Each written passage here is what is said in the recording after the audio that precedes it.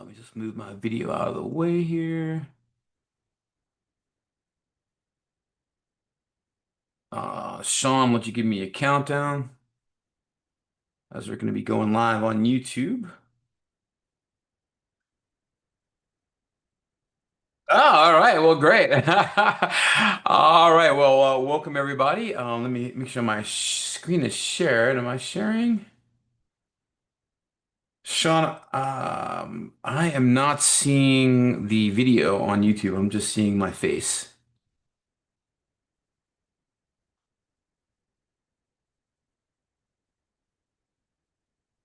Okay. Well, why don't we go ahead and start it on the slides? I mean, you can start it on my face if you like. Um, well, good morning, good afternoon, good evening, depending upon where you are in the world watching this.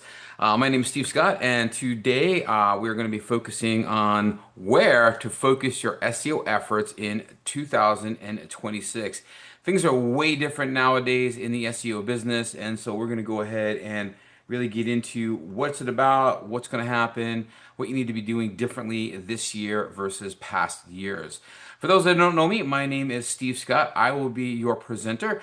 I am the owner of the Steve Scott SEO All-Star Membership and Training Program. You can find all that information at stevescottseo.com. I'm also going to show you a bit more about that in a few moments. I also happen to be the owner and the director of training at the Tampa and the New York SEO Training Academy. Um, and we are basically, these are two different locations where I teach SEO to individuals, companies from around the globe, basically. But out of these facilities, I'm also the vice president of the Search Engine Academy, which is a global network of trainers that teach SEO to different folks in different parts of the world. We've got locations in Australia, we've got one in Croatia, we've got a couple in the States as well. And I am the chairman of the SEA's Education Committee, which basically means that I create a lot of the content that the other instructors use to train their students. I've been a web strategist and SEO consultant now for over 25 years. I actually started offering SEO services to clients way back in 1997, closing in on 30 years of this already. And things have never been different, honestly. I have a history in computer training that dates back to 1990 when I first graduated out of college and was working in Manhattan at some of the big Fortune 500 companies for a training organization, teaching all of the employees at those companies how to use Windows and how to use a mouse even back then. It was just brand new at that point in time.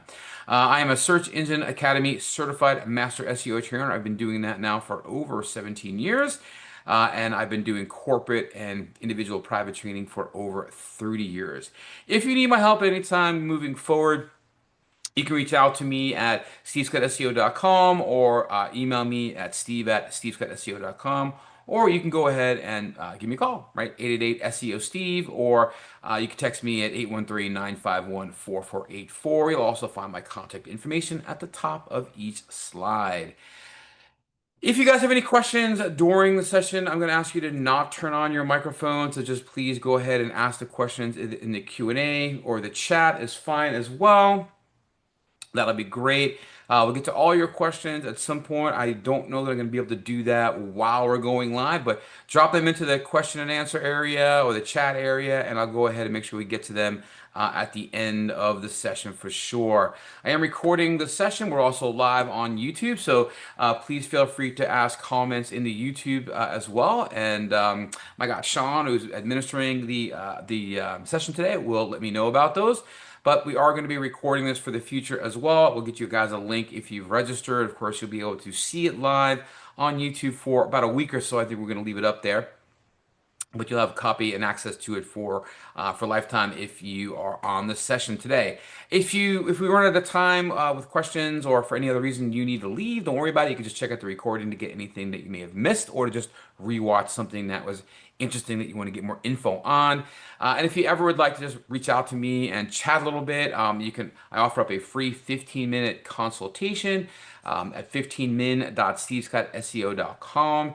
Zero cost, zero strings attached. It's just an opportunity for you and I to chat, whether it's a question you have about your own website, about getting into the business, about maybe using my services or things that I might be able to help you out with, or maybe just some problem you might be having with your website or your rankings for that matter.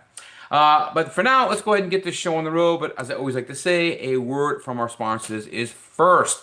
And that word is about our SEO All-Star membership program. Our program consists of 80 or so hours worth of content. We continue to add that content, everything from basics to advanced technical classes. We include a bunch of master classes as well.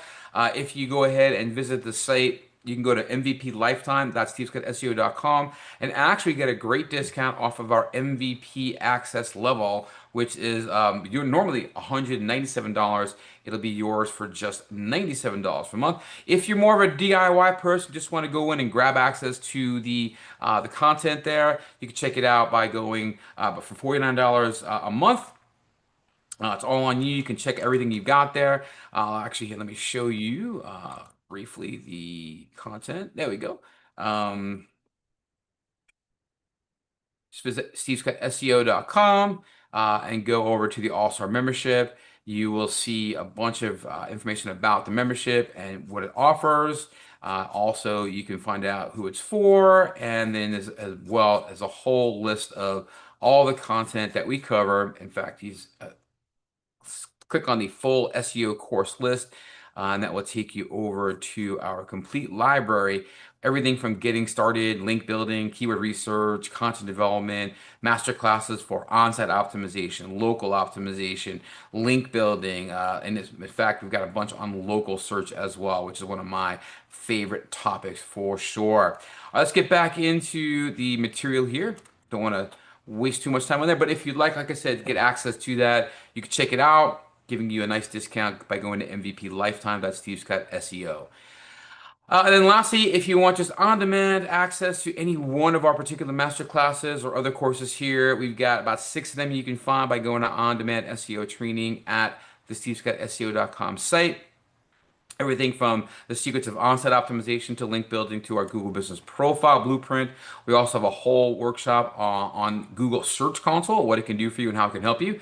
We have a full advanced technical SEO course mastery class. This is an amazing class.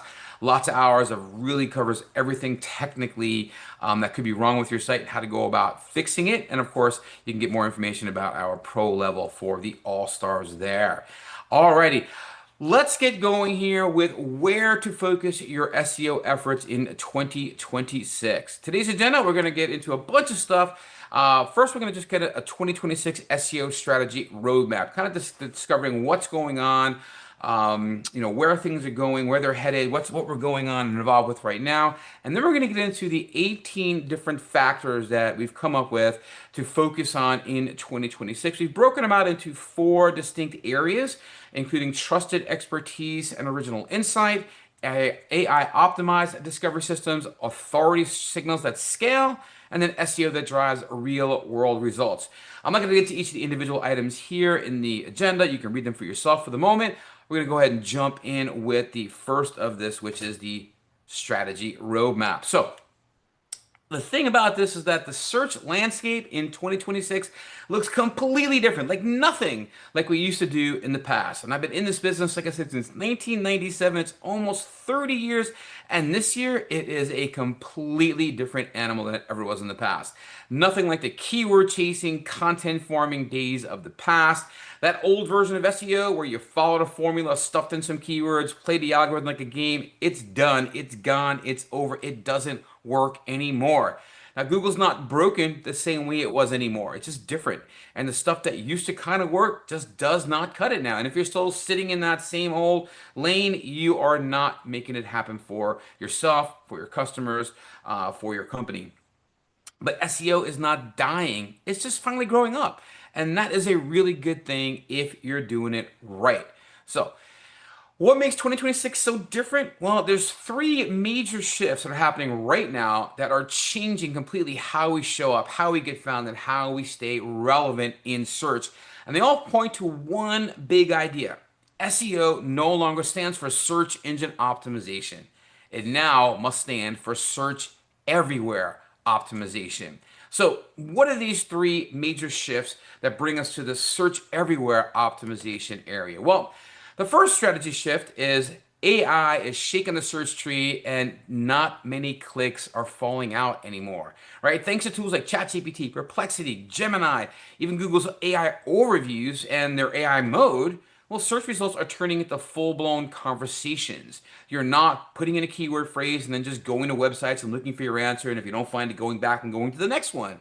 Nowadays, you're talking to these engines, you're talking back and forth, you're having conversations with them like they're a person that knows exactly what you are looking for and can help you get there. These platforms are answering questions directly on the search results page, which means that people are getting what they need without ever visiting websites, which is causing a huge reduction in clicks to websites, all right? And right now, in fact, about 60% of all Google searches, they don't end in a click to a website. That's massive. 60% of all searches done on Google typically will not result in somebody visiting a web page or your web page or any web page for that matter. Now, where SEO used to be about ranking for clicks, we're now entering the world of GEO or generative engine optimization. The goal here is to become the trusted source that these AI tools, like the ChatGPTs, the Perplexities, the Claudes, and so on, become the trusted source that these AI tools are pulling their information from. And if you want visibility in 2026, your content just has to be good enough to get quoted by these sources, okay? If you have to write for the bots and the humans and earn that spot as the go-to source, right? You no longer can just be writing for the search engines. You've got to be writing for these other elements, and you have to most often focus on the human person that's going to be there reading your content. Strategy shift number two is that discovery is just not a straight line anymore. It's a maze. People, they don't just go to Google things and click the top result anymore, right? They bounce between YouTube and Reddit, TikTok and newsletters, podcasts, private communities they may be involved in, AI chat tools, even like Facebook groups and LinkedIn groups and things like that, right? The discovery is fragmented. And traditional SEO can't keep up on its own because people are spending more time in different places and not going straight to search to find exactly what they're looking for. And this is why we have to start thinking about this visibility across the entire digital ecosystem, not just in the search engines, but in all of the places that people are looking for answers, right? They may be looking for answers, recommendations, insights, understanding, whatever. But this is what I really mean by search everywhere optimization, right? We are looking lots of places everywhere, not just one search engine any longer. So if you want to win today, you have to show up across multiple platforms in multiple formats and meet your audience where they are. It's not just about publishing content, it's about creating visibility, building trust, and staying top of mind wherever attention is actually flowing. Strategy shift number three is that trust is not just important now, it's everything. With AI generated content slop flooding the web, Google's doubling down on their EEAT, right? That stands for experience, expertise, authoritativeness, and trustworthiness. So we'll get more into this in a bit. But this is Google's way of fighting back against that low effort generic content that people are just spitting out with AI. What actually is performing well today is original insight from real people who've lived what they're talking about, right? If you can bring genuine experience to the table, your content has a much more serious edge than any other fluff that AI might be throwing together for you. And that edge does not just help in search engines, it helps everywhere. In AI answers, on social platforms, video results, in forums, even in how your audience talks about you. This is all super important. So these three strategy steps are really changing the way SEO is thought of today. But here's the big SEO strategy takeaway for 2026. If you're still following a dusty SEO checklist from 2018 or earlier, it's time to let it go. Success in 2026 means shifting your mindset from search engine optimization to search everywhere optimization.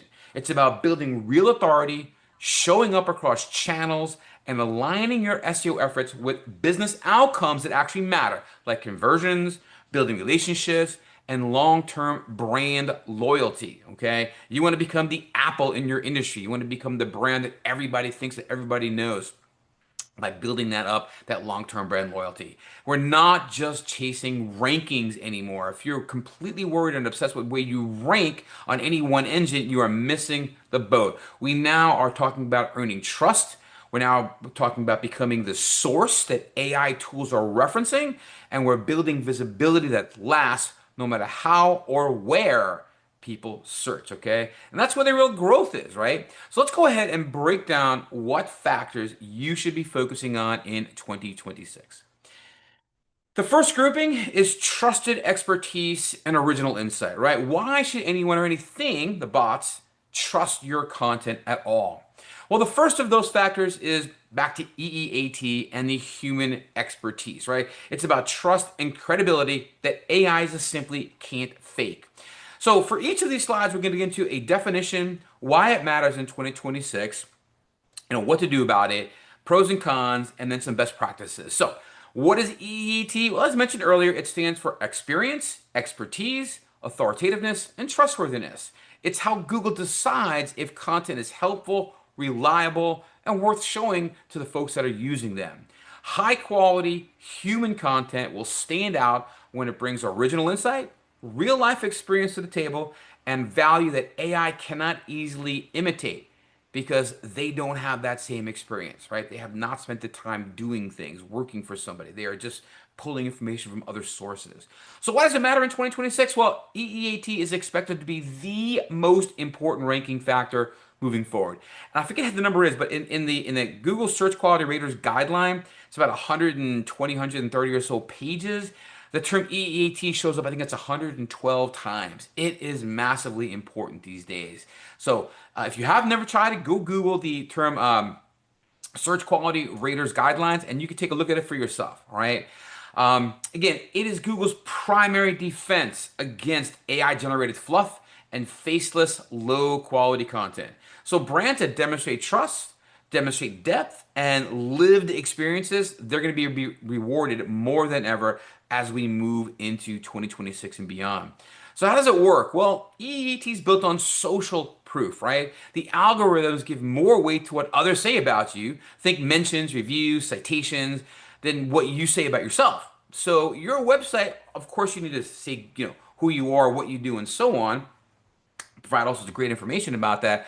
But now they're really taking a closer look at what other people are saying, right? So content that ranks well shows real world understanding, original thinking, and authentic expertise. So the pros of this that well, it helps you build a long-term competitive edge that AI just simply can't replicate. It makes your content stand out in a noisy, crowded space, and it helps boost your visibility in both traditional rankings and now AI-powered search. We're not just talking about Google or their AI overviews. We're talking about Gemini. We're talking about Claude and Copilot and all of these different locations. ChatGPT, of course, as well. The cons of this stuff, well, high quality experience-based content, that's a lot harder to scale, right? It takes real time, lots of energy, and consistency to create it and to maintain it, and that's really important. So what are your best practices to build EEAT? Well, you got to boost credibility with social proof like podcasts, interviews, third-party reviews on different kinds of sites, right? You want to publish content based on actual lived experiences, and you want to share real photos, case studies, and step-by-step walkthroughs for your methods and your results. So that's really going to be all of this. EEAT is the most cited thing that I found in my research. This is talked about everywhere. So this is going to be your focus, your primary focus moving forward. Now, the next one is intent first SEO, right? You need to solve the problem for the folks looking at you and not just worry about ranking a particular keyword any longer. So the definition of intent first is the priority no longer on keywords. It's about search intent, right? You have to focus on understanding what the goal is behind the search that user put into Google or Bing or wherever, and then build content for your audience that solves a specific problem from start to finish. So if someone says, how do I replace my tire? Well, you want to talk about jacking the tire up or loosening the lug nuts or, pulling the old tire off, putting a new one on, blah, blah, blah. You want to go through the step by step from start to finish, help them understand what it is they are looking for when they say changing a tire, how to change a tire, right? Intent first content aligns with what people actually need, not just what they type. And that's been a big deal, even for the last, several years now.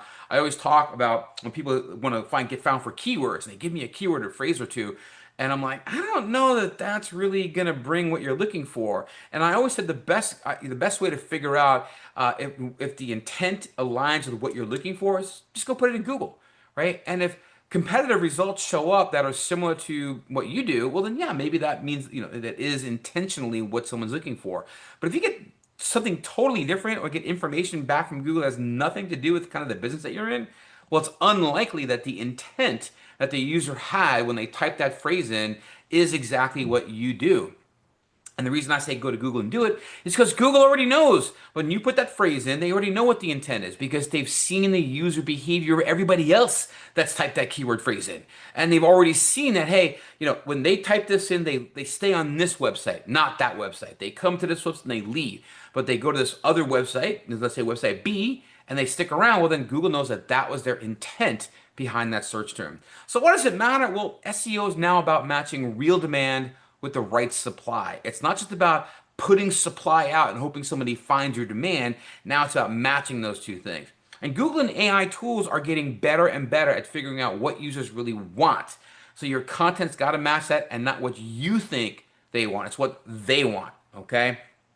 And the best content wins because it delivers a complete answer, not just a bunch of keywords or a bunch of kind of phrases that you're trying to shove into a piece of content that's a certain length long, right? So how does this work? Well, engines analyze what kind of content already ranked, like product pages, how-to guides, list posts, etc. And great content answers what I call the big five questions people have before they buy. What's the cost? What problems is it going to solve? Can I compare it to other things? What kind of reviews? Best in class options, right? What's the best in there? And think about your own search behavior, right? I guarantee when you go find something, you take a look, what's the price, right? Does it solve the problem that I'm trying to, figure out here? Let me compare other tools or other software, or other services like it, right? What do people say about it? What reviews are about this company or about this product? And then who's best in class? Who's top of the, top of the line here? But long tail keywords, that's when you've got a word or a phrase that's 4, 5, 6 or more words. The longer tail tends to reveal buyer intent much more easily than short-term phrases, and it should guide your structure and what information you're trying to put out. And nowadays, with voice search, more and more people are actually putting out they're talking to their devices, right? You're talking to your Alexa, to your Gemini, to your Google, whatever. You're talking to these things and you're asking full, long, blown out questions. And so these are some of the answers and questions people ask with the words, right? How much does it cost to purchase a Rolex watch? What problems might I get if I buy a Rolex watch over some other kind of watch, right? And so on down the line. Now, what are the pros of intent first SEO? Well, matching intent is going to build trust and it's going to keep people engaged. Someone comes to your website and finds great information that really matches what they were trying to find out or understand. They're going to stick around. They're going to read your content. They're going to go, oh, this is really good stuff. It also increases rankings, clicks, and conversions because you're giving people exactly what they came for. It may even increase like social shares and likes depending on where they found it. They increase comments and so on as well.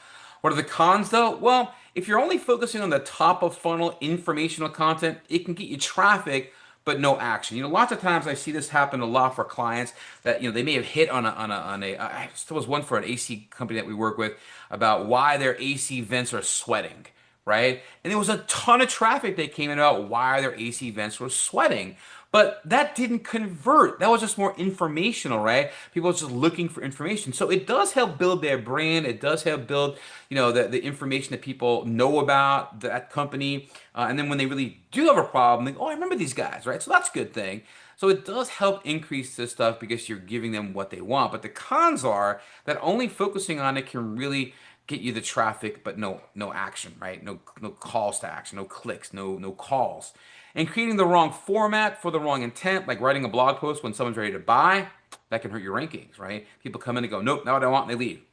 Keyword stuffing, or like means putting a whole bunch of keywords into some content, or forcing awkward phrases, just confuses both users and search engines. So don't do it. Again, this is old school SEO. You can't do this. It's not going to work anymore.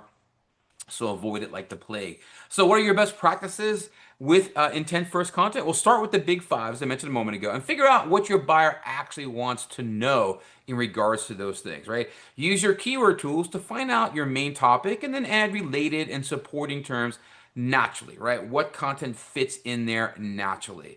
Don't bury the information either, right? Give a clear answer to the user's main question in the first 100 words. You're probably seeing more of this now anyway when you go visit a website that kind of gives you almost like a summary or kind of upfront tells you what you're going to find out if you read or watch this video or something, the next stuff there, the next 5 minutes, 10 minutes, whatever video you might be watching.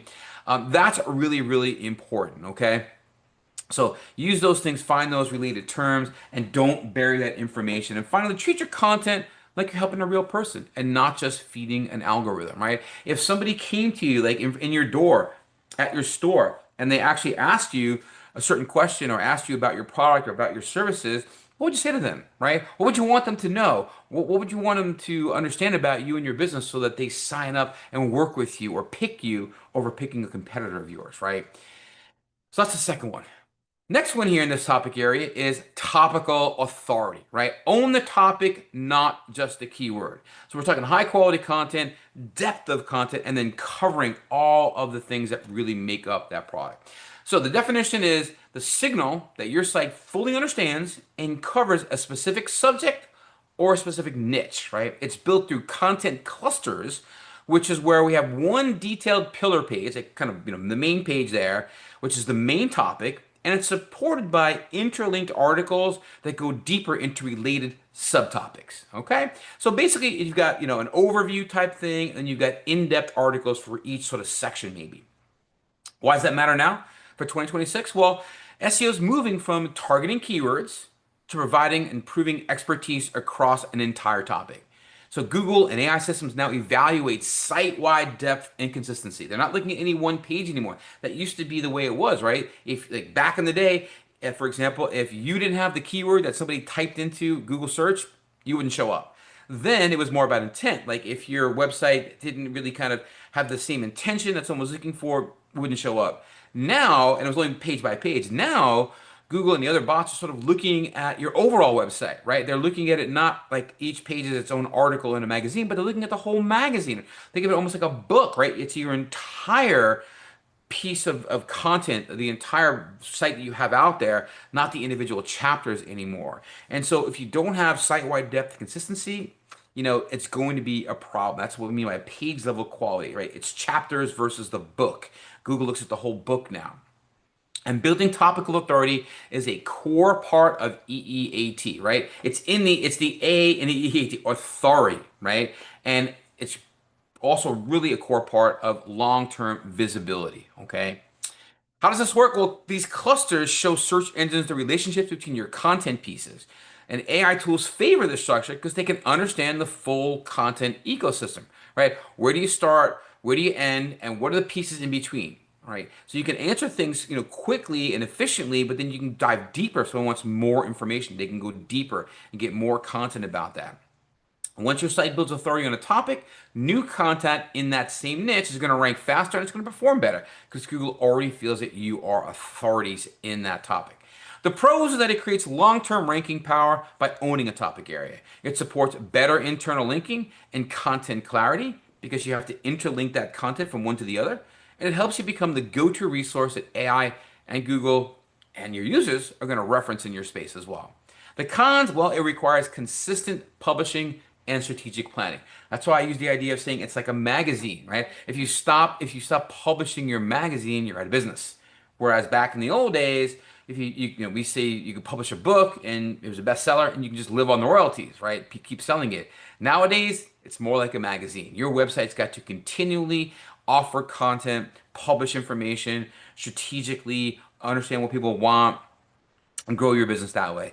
Too little content or weak subtopics can hold the entire cluster back. So building topical authority takes time, not just effort. This is why new websites they don't rank well very quickly. Usually, there's just they have to age. They have to grow up, so to speak. And it's not just about quick fixes anymore. It doesn't work. So the best practices for building topical authority, well, choose clear core topics that align with your audience and your expertise. And then create these strong pillar pages. Or think about like pillars that hold up ceilings and hold up buildings for that matter, right? These are the things that, kind of hold things up. And so you have to make sure that you have these pillar pages that thoroughly explain the main subject. This is that thing that's holding up that subject, holding up your authority. Map out those supporting articles for subtopics. Link them back to the pillar. Let the pillar link out to those subtopics from that main page. And use a clean site structure and strong internal links to distribute this authority throughout your website and help AI understand the content hierarchy. In fact, in our membership program, we have a linking masterclass, not only external linking, but internal linking. We talk a lot about this internal linking structure and how to make this work for you so that you can build your topical authority and your internal links within your site. The next one is video SEO, right? This is also going to be huge nowadays. I mean, it's been huge forever. Don't get me wrong. And Google is the basically, I'm sorry, YouTube is basically the second biggest search engine after Google, right? And so video SEO helps you build trust and boost your visibility. So, definition again, video SEO involves embedding YouTube videos into your content to increase engagement, build trust, and improve visibility in video carousels, right? The SERPs and the social platforms. That's the nice thing about, video SEO, or video, I should say, is that you can put them in lots of different places, right? And people love videos. A lot of people will spend, let's say it's a 3 or 4 minute video. They'd much rather watch a 3 or 4 minute video than to read the same text that's written on the page. Some people love text. They like to skim through the text, skim through the headings, and so on. So you want to have the video just to help your content hit the right kind of audience as well. And it's really a powerful way to repurpose content and to reinforce authority. So why does it matter in 2026? Well, video builds trust faster than text. Your tone, your facial expressions, your delivery signal, authority. And Google favors YouTube, of course, because they own it, which makes embedding videos in your website a ranking booster as well. We've seen it happen for other clients that we've started to do vlogs where we've taken their existing videos, they had strong videos, and we've taken them and pulled them onto the website. In fact, we're about to do the same thing for our Steve's SEO website. We're going to be pulling all of our videos, putting them onto our pages, expanding the content that's on there, making it more viable so that we become a product expert, not just on YouTube, but also on our website. Okay. So videos support multi-platform discovery. You can find them in the search results. Of course, my Google is answering me. Again, video supports multiple platforms, right? And the discovery in many places. It can be found in the search results. It can be found on social networks. It can be found in the large language models like ChatGPT and Claude and Perplexity. And of course, in AI overviews, they're now starting to begin to see those as well in Google's AI overviews. How does it work? Well, embedding YouTube videos into blog posts can lift rankings and boost dwell time. We sometimes call it time on site, right? How long people spend on your website. Because the longer people spend on your website, Google kind of says, well, if they're spending more time on your website, they must like what they're seeing there. And video can often help people stick around a little bit longer. Videos act as a trust signal, and they can improve conversion rates. And by repackaging written content into short videos, can help support broader reach and reuse on things like Reels on Instagram or TikToks or Shorts on YouTube and so on, and so on like that. The pros of video, well, it enhances engagement and time on pages, which signals likability, which signals Google good things. It can increase the visibility of both the video and the hosting content, right? What's on the page.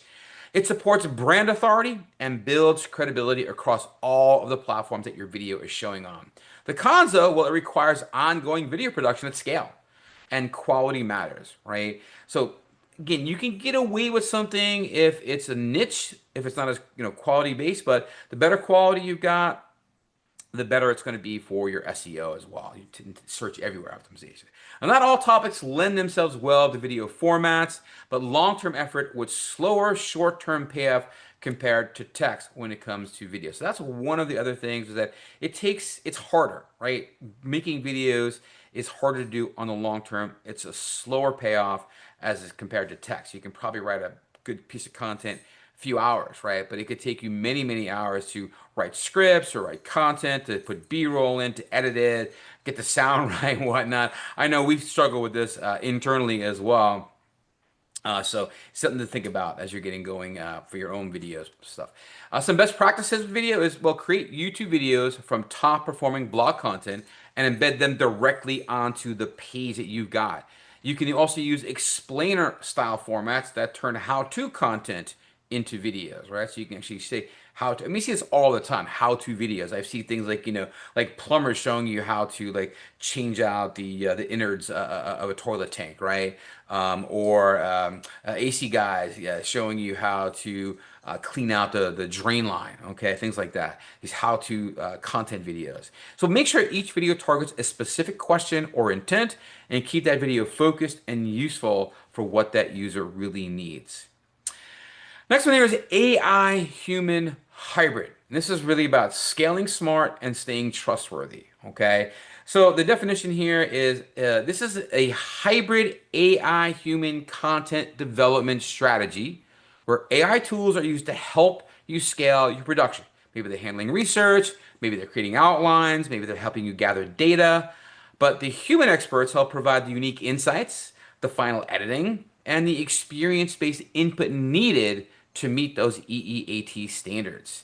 And why it matters? Well, this model balances production speed with quality, which is crucial in this era of mass-produced AI content.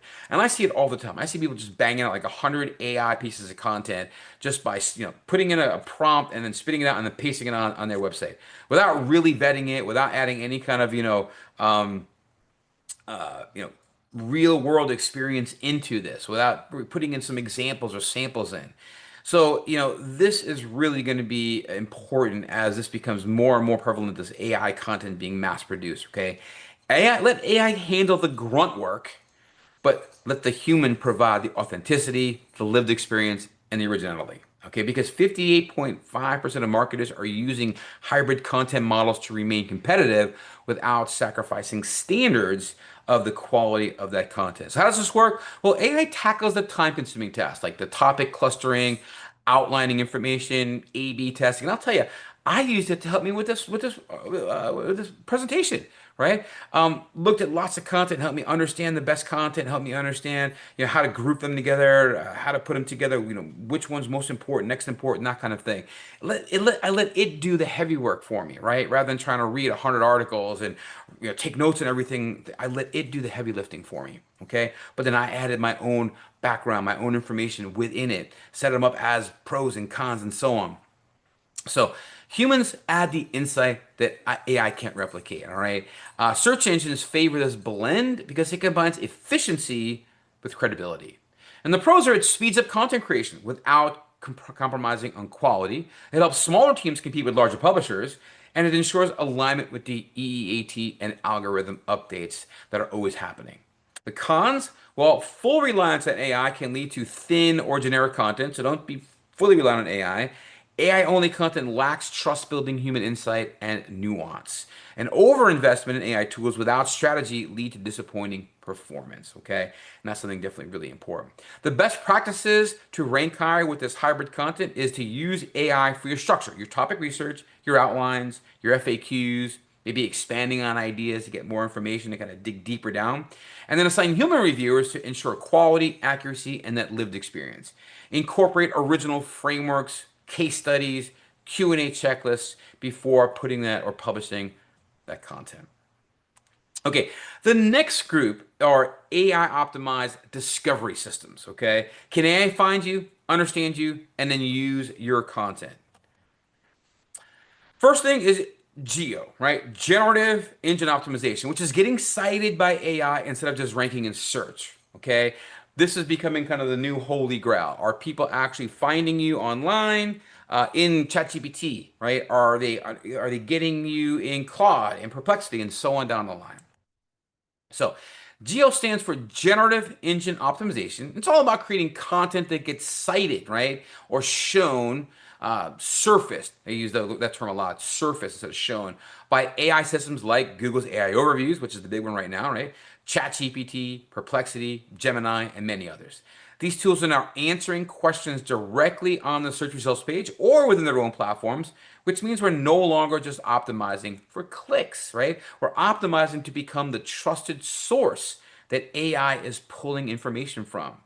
And why it matters in 2026? Well, we just have to shift away from thinking that number one rankings and becoming the answer AI tools trust enough to cite, okay? So we got to forget the idea of ranking, ranking, ranking, and start thinking, hey, we need to become the answer that AI tools are looking at, trusting, and showing to the users that search for the information you're offering.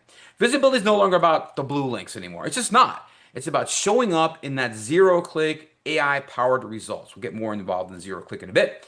But this is the new search reality, right? You don't have to rank first if you're the one being quoted at the top in AI overviews or within the other LLMs, okay? So how does it work? Well, AI systems prefer clean, structured content that's easy to extract and understand. So we're talking like tables, outlines, bullet points, headings, subheadings, and so on. Like it's really got to be laid out easy to find. Using clear headlines, bulleted lists, short summaries, conversational phrasing that matches how people naturally ask questions. Again, it's got to go back to the human, right? Like you actually think about, it's no longer just you sitting in front of a computer. You got to think about that person on the other end is actually interacting with the AI like it's a person. And you want to be the person that's sort of on the other end of that, providing those informations, answering those questions. And you definitely need to add schema, and we'll talk more about that too, like FAQ, how-tos, products to help machines identify and surface, as that word, show your content. Okay. The pros, well, you can get featured even if the user never clicks. You can show up even if no one actually clicks on your website. You can still get information out there. You can get some branding out there. And it can early movers gain authority fast while competitors are still chasing the old metrics. So again, this is one of those things that you want to get out in front of, right? Yeah, there's people already maybe out in front of you, but it's not nearly the same as who are already doing the old stuff. And the old stuff's fading away, and all those people are clamoring and freaking out and trying to figure out how to get into AI overview, ChatGPT, Perplexity, and so on. Okay. So GEO is great for visibility, thought leadership, and brand trust. And that's going to be important as we'll see later on. The cons, well, these zero click answers that we get means less traffic, especially for informational content. People are not coming to our website to read our blog posts anymore. The goal now is to get that pieces of content written and created in a way that the AI surface them, show them at the top. So you might not get the click from them, but you'll get the information and the understanding that people can, who you are, what you do, and they can find you the next time when they do need real help. They might see you and recognize your name from before. The cons, again, less traffic, and AI can hallucinate or misattribute content, and ranking logic is not always transparent, right? We don't really know why they've got, this thing listed first, second, or third. Sometimes I've even had something I've asked like for clients, hey, who is the best, HVAC company in Tampa for argument's sake? And my client doesn't show up for argument's sake. And I might ask it, why does my client not show up? Here's their website. Tell me why they're not showing up, right? And I'll give them some information, and they'll kind of come back at me and go, well, here are some things that you might want to change or update so that we can definitely find or maybe surface your content later on. But it's a reality. AIs can hallucinate, give you wrong information. Hell, I have issues sometimes where I give it clear instructions, right? Like I've had for many times I've told like ChatGPT to never ever give me any response with an M dash, those long dashes in it, right? Don't do it. And I say, stick it in memory. And it goes, okay, I promise I'll never use them again. And like, 3 questions later, there are the M dashes again. So it just like, as amazing as it can be, it still suffers from silly stuff that can make you crazy a little bit. All right. So your best practice for showing up is start with a clear, direct answer in 40 to 120 words, right? Little fact box styles, right? Think of those things like, you come to a website or piece of content, and right up front, you say, this is your answer. This is what's going to happen. Let me explain how I got there. And then underneath that, you can get into the explanation. You can get into all that value, okay?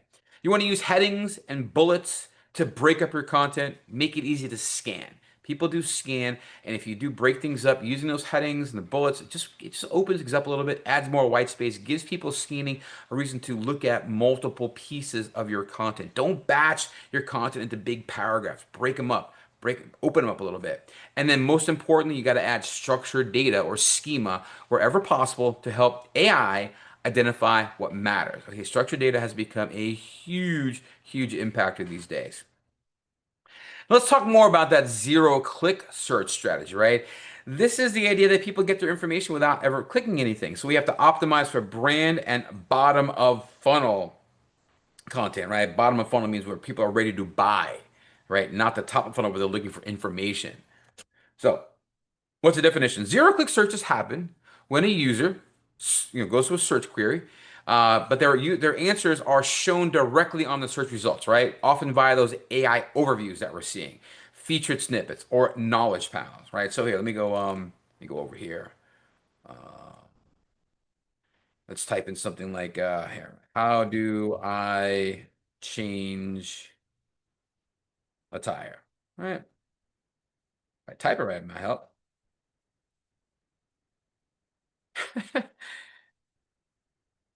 First day with the new fingers, apparently. And there's the AI overview, right? So this is right there is my answer.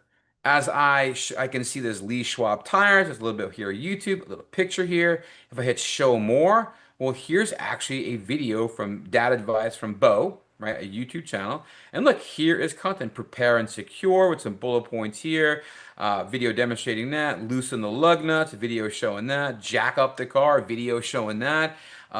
Swap tires, video for that. This is cars.com. This is another data advice from Bo. Here's RuPaul, go figure. Here's the Home Depot. So look at all these different videos that are showing up for this simple, how do I change a tire? But look what's going on, right? You might never click into anything, but if you happen to, you're probably going to go watch this video, right? And they're going to give you the information how to do these things. This is what we're talking about. So you're getting your information, but you've not clicked on a website. But everything you need to know is right there in front of you, including all the different videos and so on. Okay, before you ever get down to here.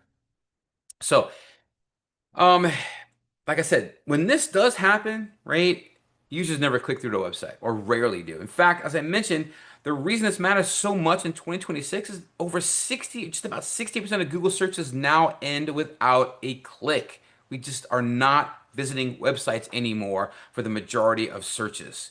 AI tools absorb and then present the informational content instantly, as we just saw. And this shift reduces the top of funnel traffic and forces marketers to adapt, right? Because that top of funnel is more that information based stuff. It's at the top, okay? It's people looking for information, not ready to buy, okay? And that's really an important kind of concept here. This top of funnel tofu traffic. Success nowadays depends upon visibility within the AI results and prioritizing the bottom funnel content that still earns the clicks, right? This is who can, like a HVAC installation or AC installation, AC repair company, emergency AC repair company, right? Things like that. That's somebody that has a need right now rather than what's the best AC unit to buy for my new house. Okay, that's kind of, I don't know what to do. I don't know what to get. I'm looking for information. That's top of funnel, but like, emergency AC repair, bottom of funnel, right? Someone needs something right now. Think of it that way. So how does this work, the zero click search strategy? Well, AI overviews and the rich search engine result page features, like people also ask in the videos and whatnot, there's carousels all over the place now. They pull answers from web content. So your content is what's surfacing, like we saw, right? The thing from Bo, the RuPaul thing, cars.com and whatnot. So brands have to structure content clearly and build trust to be cited. And we saw like those outlines. In fact, what we've started to do internally is we are looking at these questions and seeing, well, how is Google's over AI overviews laying this stuff out? And we see here they're giving some basic overview here, like the basic answer is right there, right? Find a safe flat spot, gauge the parking brake, loosen the lug nuts on the flat tire before jacking it up, jack the car up, till it's off the ground, remove the lug nuts in the flat, mount the spare, hand tighten the nuts, lower the car slightly, fully tighten the nuts in the star pattern, finally lower the car completely and give the nuts a final tighten. Super quick, boom, one small paragraph, the exact answer is there. And then the details, right? The step by step, the headings, the bullet points, the other information that's in here is ready to go. This is how you have to organize your content. And what we're looking at doing is actually taking these AI overview answers and sort of structuring content on our own websites and our client websites to sort of match what this is showing from Google AI Overview. Since Google's already kind of showing us what people want and all the different steps, we're kind of not, I'm not saying we're copying and pasting, I'm saying we're looking at this as a guideline, an overview. How can we make this better? How can we make it more important? How can we make it more valuable? Okay. So remember, Brands got to structure their content clearly to build trust to be cited. And even if users don't click, strong brand recall can drive direct search later on when they are looking for something. Okay. Bottom of funnel content, pricing, comparisons, case studies. That's still going to attract engaged traffic. Engaged traffic are those that are looking to buy. Okay. Your pros, well, it can boost your brand's visibility, even if you're not going to get that click to your website. It can help users remember your brand for future direct visits when they are looking for what you offer. Maybe they wrote your site down, maybe they bookmarked it, maybe they did something else because they loved your content. But this aligns with how AI tools show and summarize the content out there, just like AI overviews just did for us. The cons is that it's a major drop in organic traffic for your traditional top of funnel content. Okay, it can cause an over focus on the AI optimization while neglecting other conversion paths that could also help boost revenue and bring in some dollars. And it requires pivoting your strategy quickly to remain competitive. Now, what are your best practices here? Well, you got to structure your content for those AI overviews. Clear formatting, schema, concise answers, right? We saw that concise answer at the top of that AI overview for changing a tire. Kind of just a comma list with just do this, this, done. Got to optimize for geo, right? To increase your chances of being cited. Talked about geo earlier. To shift efforts towards the bottom of funnel content that drives the real conversions, okay? It's great if somebody sees your informational content, but more often than not, that informational content is not going to result in any kind of a purchase. So if you're focusing strictly on that informational content, because you see lots of people searching for these questions, and you're not focusing down at the bottom of the funnel content that drives those real conversions, you're not going to be doing very well. So build your brand visibility so that users recognize and search for you directly later on. And this has certainly happened. I know it's happened for me where I found some information in the AI overviews. And read it. Maybe I wrote something down or I was comparing some stuff. And later on, I remembered the website. Went there. Maybe even went there and logged in or something. Now, another one here, the next one is llms.txt implementation. This is about future proofing for AI driven discovery. What do we mean by this? Now, this is a new signal for AI visibility that helps large language models, right, the ChatGPTs of the world, understand and cite your content more accurately. It is simply a plain text file that's placed at the root of your site, just like this. You say example.com/llms.text. It is called llms.text, okay? It acts sort of like a curated sitemap, but specifically for AI systems, not for search engines. And it organizes and highlights your most valuable content for AI crawlers to reference and understand. So why does it matter? Well, some of the AI platforms like ChatGPT, we know does, actively checks for this file in the crawl logs. And a missing or an empty LLMS text file may result in reduced AI visibility or outright invisibility. It's part of a growing technical standard that lets you guide how the large language models understand your site, right? Really kind of just the beginning of this. So how does this work? Well, it's separate from your sitemap.xml file or your robots.txt file, which both have their own purposes, but this is different purpose, right? And it's for a different audience. It's built using simple markdown formatting, headings, and URL lists. I'm going to show you an example in a bit.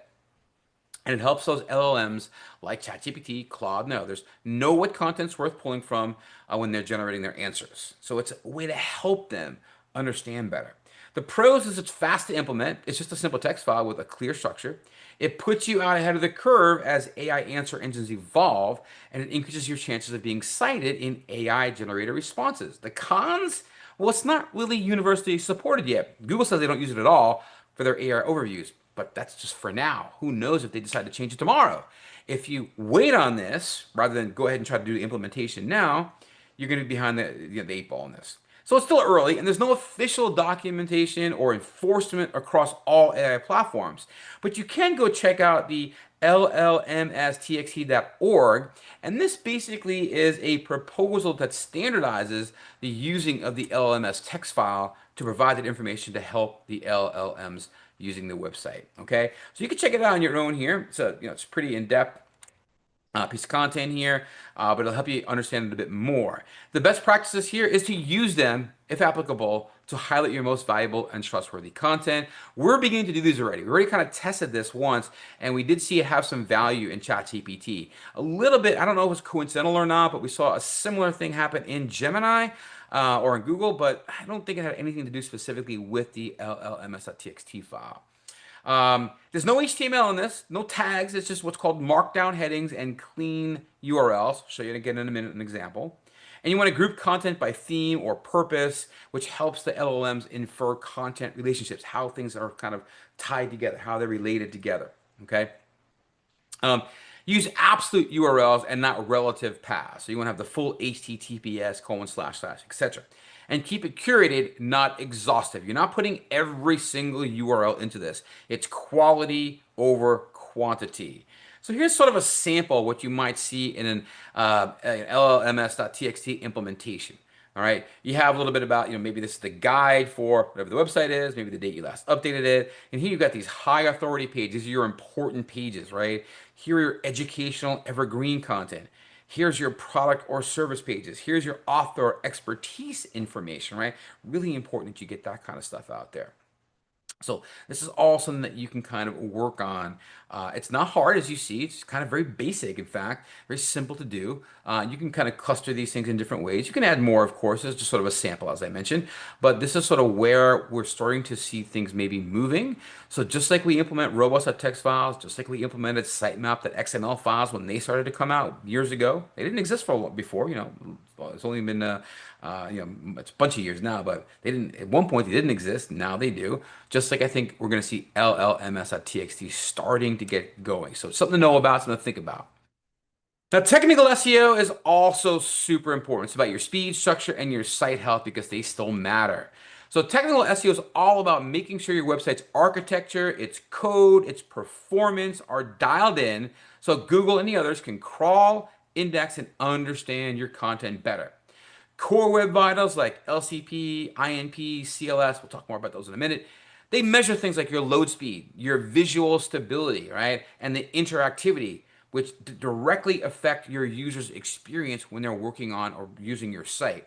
And it can also impact your search performance too, right? Slow sites, sites that you can't click on and do things with right away, they frustrate users, they bail out, they leave. If Google's tracking this stuff now. So if your site is slow or has these issues with any of these core vitals, they're going to demote you in a sense, right?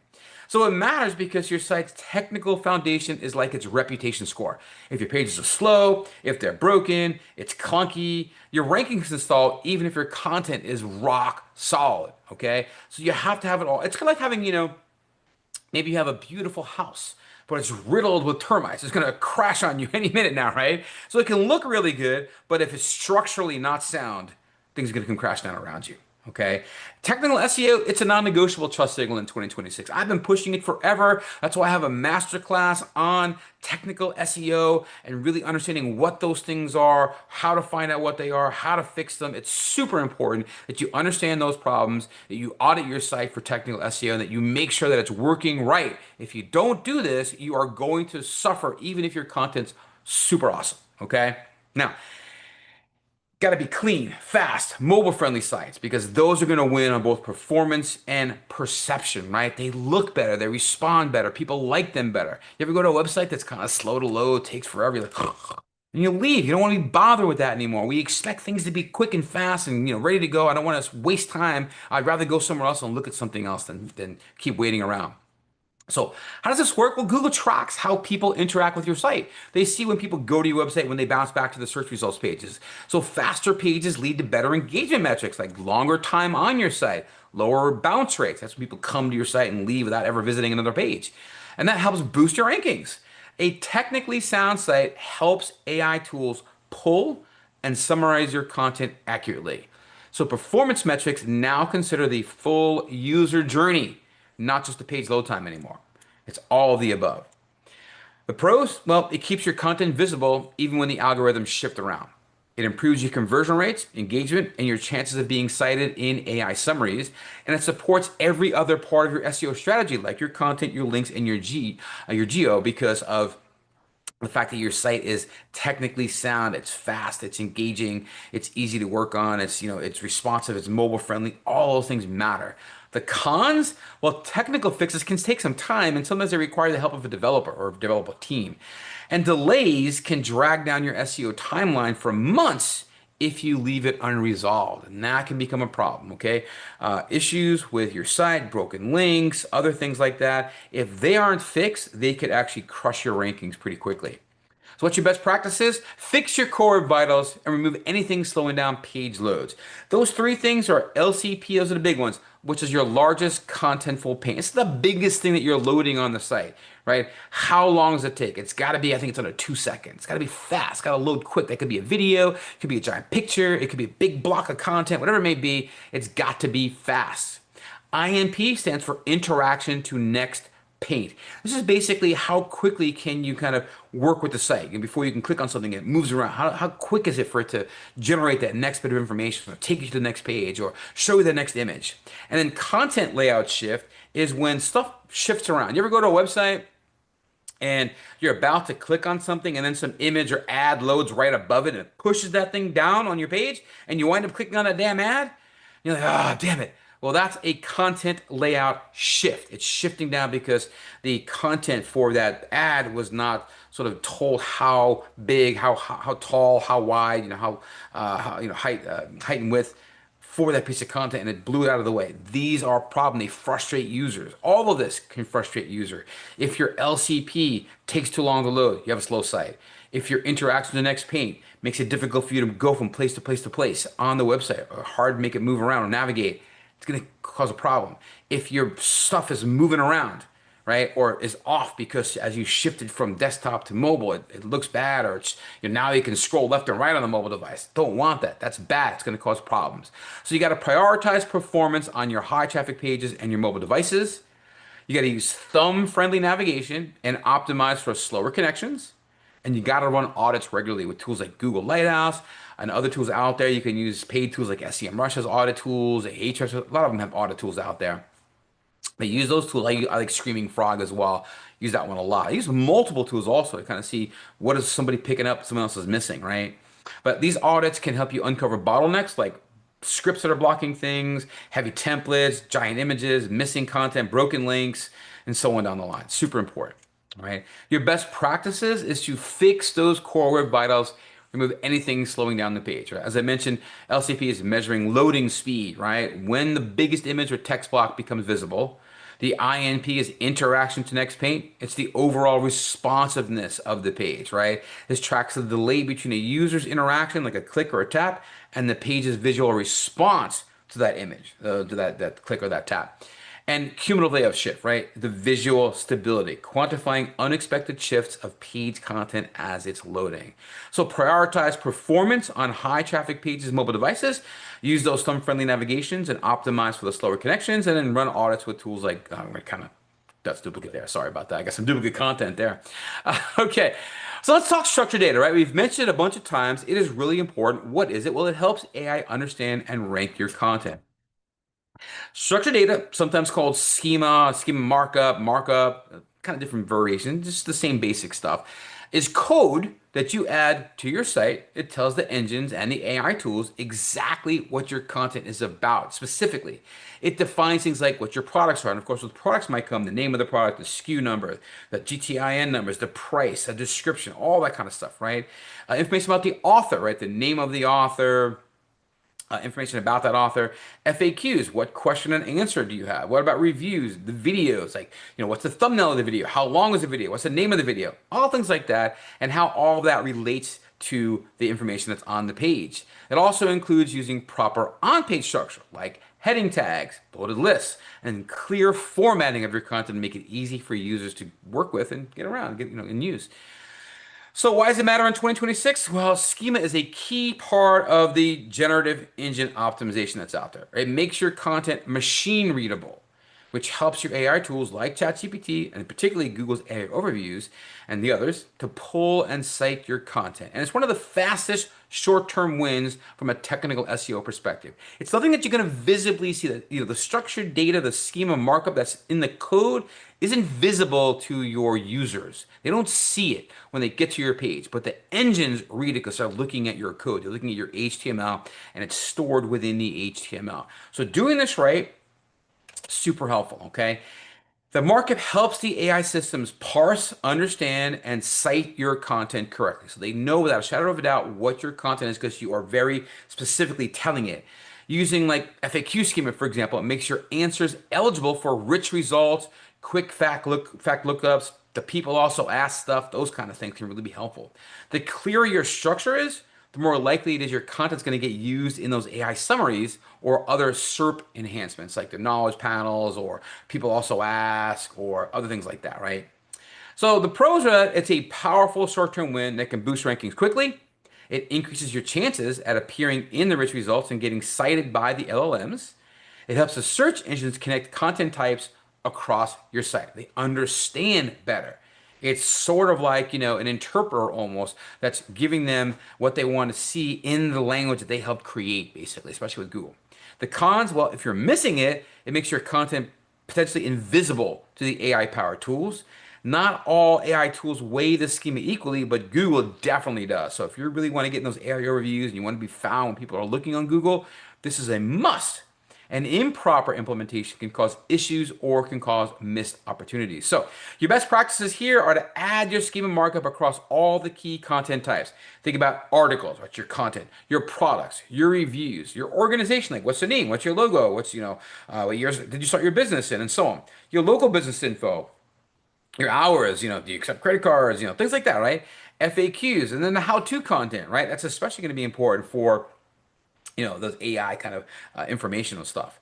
And then you use query fan out techniques. These are just tools that identify common user questions that help create strong FAQ sections. It's really about getting detailed under the hood about each of those parts, right? So make sure that all your markup is clean, complete, and tested with tools like Google's Rich Results Test or the Schema Validator. Okay, both of these allow you to hit. If I click on this, for example, and let's go pick. Yeah, I'm gonna just pick this URL from Meetup, right? I don't know if Meetup includes schema or structured data at all. I'm gonna give it a shot and go ahead and hit test the URL. So this is a little rich results test. This is gonna test what Google sees in your structured data because Google recognizes specific information for that structured data. I've got a whole piece of info, a whole course on structured data in our membership area, and it looks like there's no items detected on this information for them. Okay, what about, let's take a look at this LLMS org text, right? We'll try them, see if they have any structured data on the page. While that's going, I'm going to go ahead and like go to my LinkedIn profile and see if LinkedIn uses something like that. Let me go to view my profile. There we go. Let's see this. Oh, again, nothing on LMS text, right? Crawl, but there's nothing tested. Let me try one more. I'm going to see if LinkedIn is using structured data. So I bet they are. I think I've seen them in the past.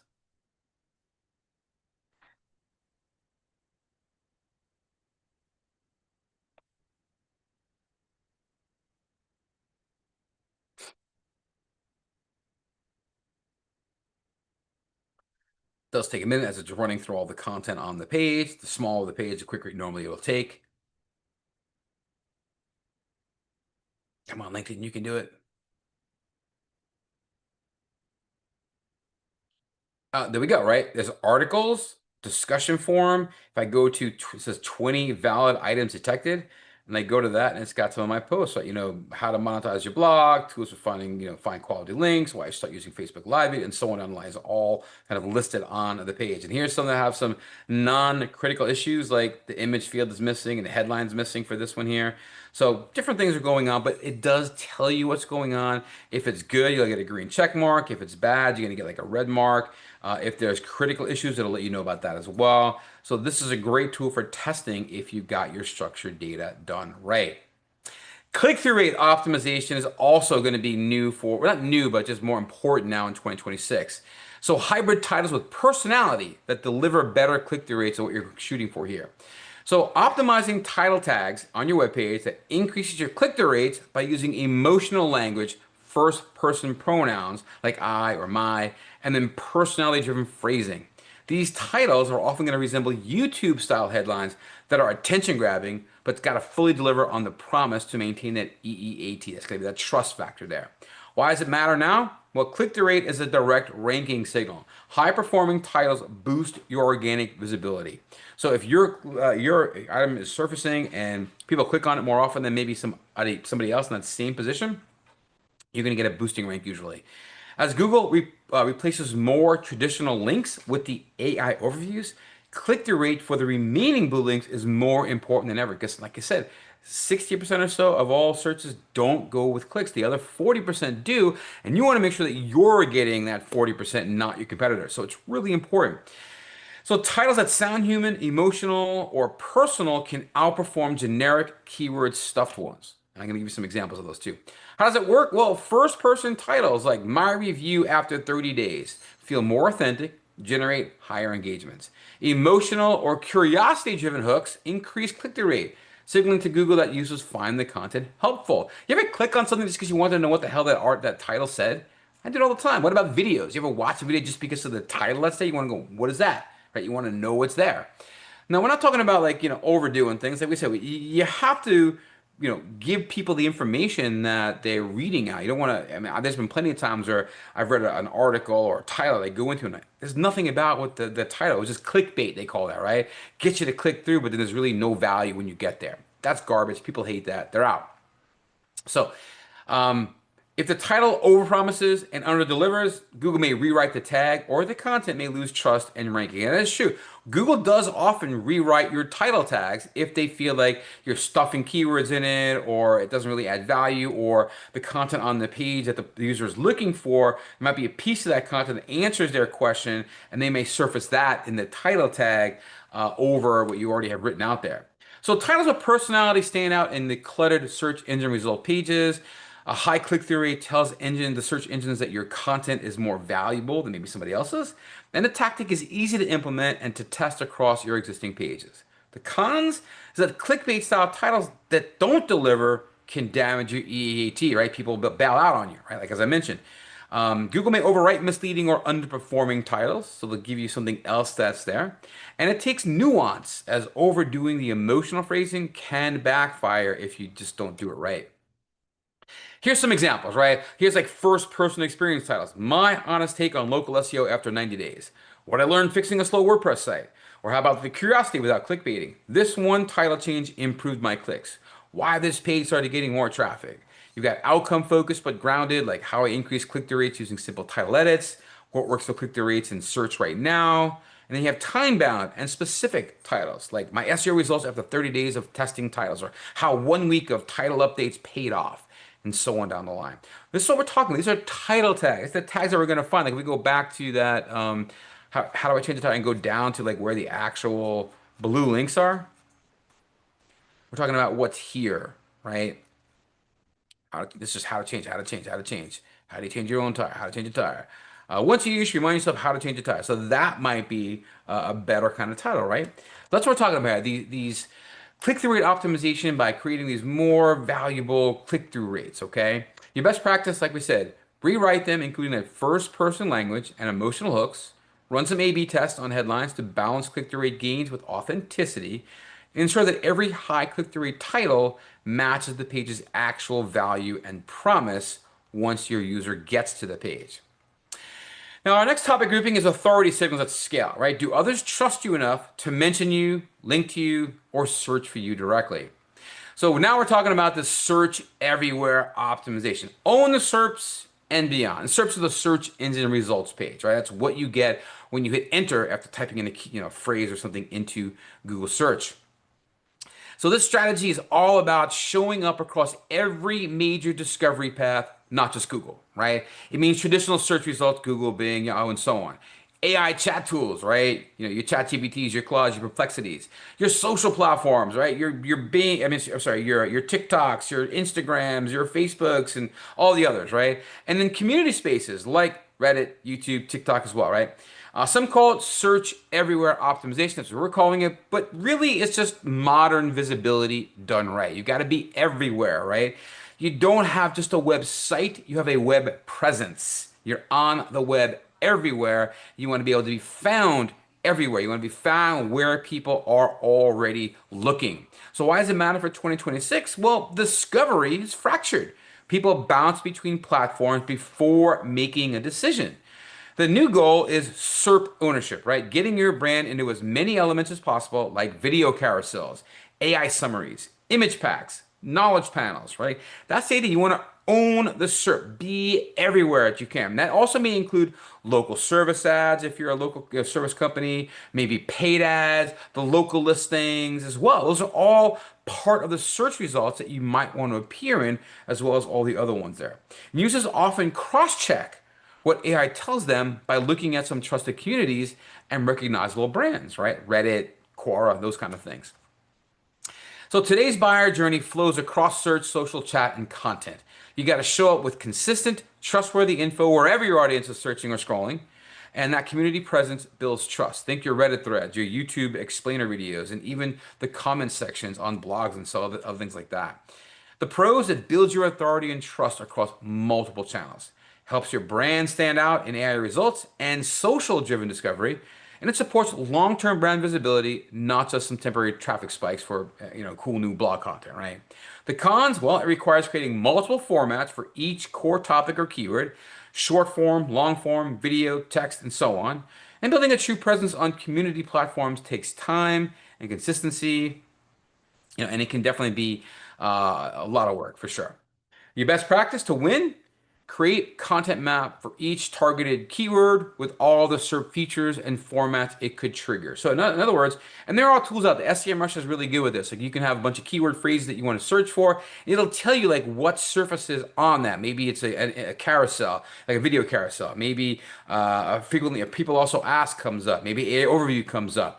So knowing what shows up for those keyword phrases people are looking for that you want to get found for helps you figure out where you've got to get your content found or placed so that you can show up, right? You want to repurpose content into multiple assets, like turning a how-to blog post into a short video or checklist.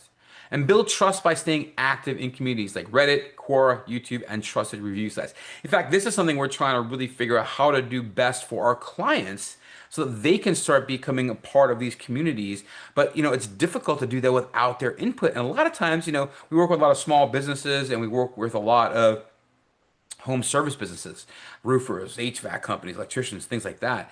And those guys are out busy doing the work, right? And they're not sitting there on Reddit. They're not sitting on Quora. So we've got to find ways to interact with them so we can get that expertise. We can get that authority. We can build out those real life examples from them. And the more buy-in that we get from our clients, the better they seem to be ranking in general. So these signals matter more than ever in this AI-powered search world that we're in. Authority built through external signals is our next factor, right? This is links, mentions, and digital PR. So link building today is less about chasing high volumes of backlinks, which is what we used to do, and it's more about earning trust through external validation, right? I used to use the term in my classes, don't build links, build content people want to link to. Okay, and every time I would say, hey, any link that you found in this presentation or my other presentations, it's like somebody reached out to me and said, hey, would you add this link into our presentation? No. What happened? What happened was I was looking for information. I found a great piece of content and went, hey, this is some really good stuff. I want other people to know about it. So I linked to them. Did they ask for it? No. Did they earn it? Yes. And by earning my trust by the content they put together, I told others about it.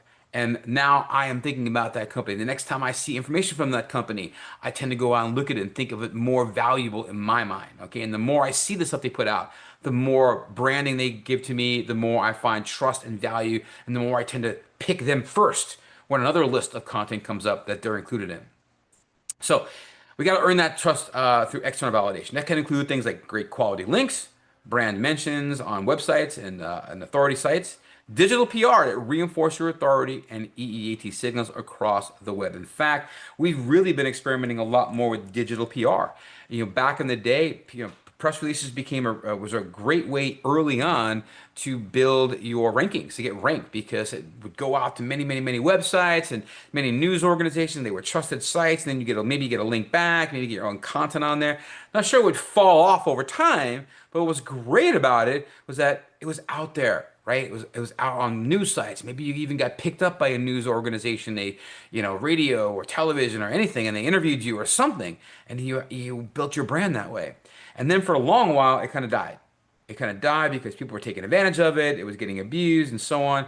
But what we're finding now is that more and more digital PR is coming back in style again, right? What's old is new again.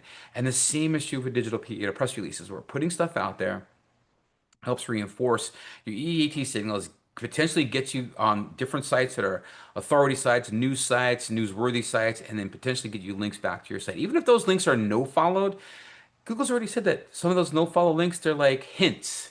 They're not authority builders, but they're hints that there's a authority site linking to you that adds value to you as well, builds your trust, builds your authority. So why does it matter? Well, the value of a link is now based on quality and context, not quantity. Okay. So if anybody offers to, sell you hundreds of links for, $20, $100, just run away. It's horrible. It's been horrible for years. Even more so now. A single strong link from a trusted site or a media outlet, a news organization, even a local news organization, is way more valuable than dozens of spammy backlinks that someone said they'll get to you or acquire for you. Google and AI models use brand dimensions, reviews, citations, which are your name listed on other websites, whether it's a link or not, and sentiment. Right? What do people think about you? What's a consensus about your business around the web across all the platforms? And that helps them judge your credibility and not just your website anymore. All right, super important. How does this work? Well, media features, earned links, and thought leadership help validate your experience externally or expertise externally, right? Not just what you say or who you are. AI tools and search engines, they crawl community forums like Reddit, Quora, review sites, and blogs looking for third-party proof that you are trustworthy, right? That you are authoritative, that you're an expert. And these offsite signals influence rankings, they influence AI summaries, they influence trust that these tools put in who you are. The pros is you build trust with the engines and the large language models. You rank better, you get cited by AI, and you gain visibility without relying only on your on-page SEO. And it reinforces your authority at every stage of the customer journey. Okay, throughout the site, you're getting found in different places. The cons is that link building is one of the most time-insensitive SEO strategies to scale. It ain't easy, folks, not to do it right anyway. Black hat or shortcut tactics like buying links or spamming anchor text, they don't work anymore. In fact, they have the opposite of it. They can actually kill you, man. They can hurt your site. And long-term results require high-quality content and consistent outreach to see about getting on someone else's site in some way, shape, or form. Best practice, focus on creating original research, useful tools, or content that people naturally want to reference or link. There we go. Don't go out, don't go acquire links. Don't create links. Create content people want to link to. Right. Earn coverage through media outreach, podcast interviews, and expert contributions to other places. Use digital PR to generate brand mentions and backlinks that feel organic and relevant because it's news, right? You're creating newsworthy information. And reclaim any unlinked brand mentions by requesting a link when your name shows up without one.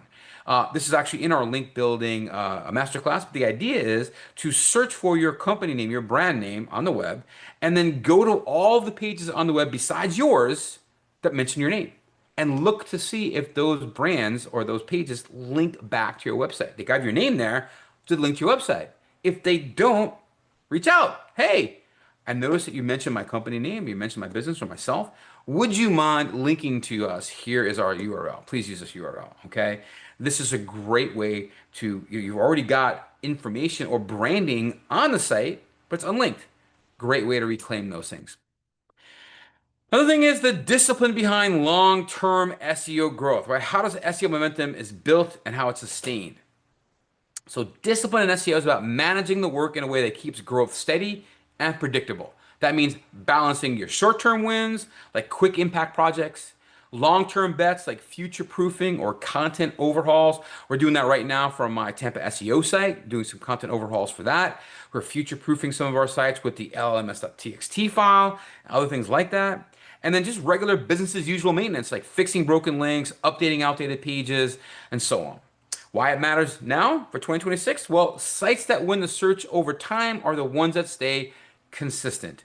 Google and the AI systems out there, they reward fresh signals, and steady updates. So keep on top of those. And letting basic maintenance tasks pile up creates instability and can quietly stall rankings even if your content is great. So, how it works is think of SEO like compound interest, where the gains show up over time. In this case here, usually between months 6 and 12. A solid breakdown might look like this: 60 to 70% of your time on short term priorities, content refreshes, technical fixes, things like that. 20% of time on your business as usual stuff, checking your links, updates, right? Making sure everything's kind of just plugged in properly. 10% on the long-term strategic projects that are out there, okay? Your progress is going to depend upon tying SEO tasks to real business outcomes and then monitoring them consistently. The pros is that it keeps your SEO tied to business goals instead of chasing busy work. It builds momentum that compounds quarter after quarter, and it helps you avoid the stop-start pattern that derails many teams. Your cons is that many companies give up too soon, usually right before the results start showing. That those business as usual tasks feel boring, so they get skipped, even though skipping them quietly erodes your foundation. Best practices to keep that SEO moving forward is to pick 1 to 3 high impact projects per quarter tied to a clear bottleneck or outcome. Schedule those content updates, tech cleanups, and review tasks that often get overlooked, and use a prioritization method like RICE or ICE to focus your time. RICE is reach, like who you're going to reach out, who's your actual audience, your reach, what's the impact, what's the confidence level there, and how much effort does it take. And ICE is impact, confidence, and ease. So stick to the plan long enough to see the results. Unless there's a major shift in the algorithm or in your business, then you may have to rethink this, okay? Branded search. Again, we've been talking the brand all through, this session here, but it's really important. It's the tide that lifts all the boats, all right? So your definition is that branded search tactics aim to increase how often people search for your brand name. This signal to Google and AI tools that your brand is trusted and authoritative in your niche because people are looking for you specifically. Why does it matter in 2026? Well, branded search volume boosts rankings across all keywords, not just your branded ones. So it's critical for long-term trust and for long-term authority in that zero-click world that we're in now. The LLMs, AI reviews, they often cite brands they recognize, and branded queries help get you there. So the more you're putting out, the more your brand's recognized, the more people actually type your name into search, the better it is. So when people search for your brand plus keyword, like Steve's got SEO link building class, right? Something like that. It tells Google that you're relevant for that topic, right? Because someone searched for your brand and they search for the keyword. So Google starts associating your brand with that topic, which helps unbranded rankings too. So even the ones that aren't ranking for you with your brand name in it, it'll help you rank for those because they already know that you're kind of tied to that phrase, that word, because people are looking for the brand and the word. So high branded search volume builds domain-wide trust signals. Super important, right? I mean, you can see how it makes sense. The pros is it improves overall site rankings and not just for your branded terms. It increases your overall trust, which again is one of those EEAT symbols. And recall, right? Trust and recall in AI generated answers and summaries. So they'll be more likely to show you.